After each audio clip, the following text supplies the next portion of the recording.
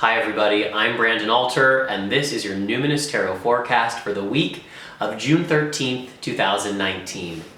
And I pulled two cards for this week. I couldn't help it. I couldn't decide between two cards, and I thought, well, isn't that the essence of Gemini season? And so what I pulled for us is the Six of Cups and the Child of Crystals.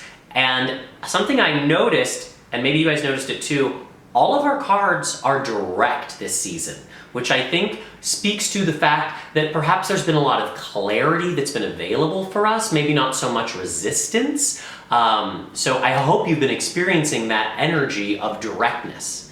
All right, so let's talk about these two cards. So the Six of Cups is all about healing. It is the expansion of the heart. If fives are contractions, sixes are the expansions. And I always think, like, if the Five of Cups is sobbing on your bathroom floor, just like literally sobbing your guts out, then the Six of Cups is that really deep, clean breath that comes in kind of when you're done with the crying, and then the next couple days afterwards where you feel empty but available and present. And the Six of Cups is always inviting us into that healing. Now I want you to ignore, it says sorrow on the top of this card, but I don't think that's true. I think that connects to the Five of Cups a little bit more. The Six of Cups is where we start to move through the sorrow to get to the sweetness, to get to the healing. The Six of Cups has a lot of resonance with the Star card in a lot of ways. The Star card takes us up into the cosmic realms to receive healing, and the Six of Cups takes us back into our past, takes us into the heart of our inner child to tend the wounds that need to be tended to. I think of the Six of Cups as like clearing the past so that we can then move forwards into the future.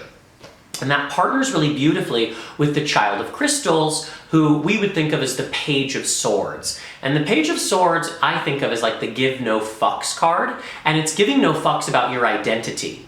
It's like, this is who I am, take it or leave it. And this whole season we've been building towards this, right? We've been building towards this, why am I? Why am I here? And by this week, I think you're starting to really have a sense of that, and now your job is not to negotiate it or see how people are receiving it. Your job is to go like, this is who I am, this is my why, take it or leave it. And I think the full moon that we have coming up this week, this full moon in Sagittarius, which is so auspicious because it's happening 2 degrees away from Jupiter. Jupiter is in Sagittarius, it loves to be there, it's its home sign, and the full moon in Sagittarius is ruled by Jupiter. So this is super juicy, this is really auspicious. And I think what this can ignite for you is this whole new identity. When we think about swords, we're thinking about the stories we tell ourselves. And the Child of Swords, or the Child of Crystals, only needs one good sword, one good crystal, one good story to set you forwards on your life's path. And maybe there's a little bit of healing that needs to be done or tended to so that you feel the space to create that new story for your life. I think that this full moon in Sagittarius is a really sweet relief. And it's also going to give us a little bit of abundance, a little bit of seeing the work that we've been doing in intellectual Gemini season, starting to create a new felt experience of our lives.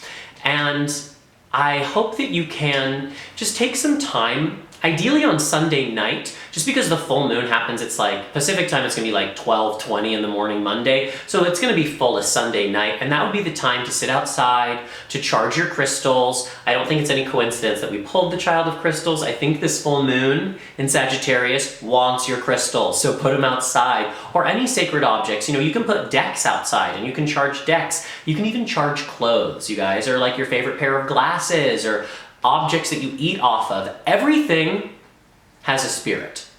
And if you respect that, then you can work with the spirit of anything to help bring more abundance into your life. So charge the things that you're going to work with as we move into Cancer season.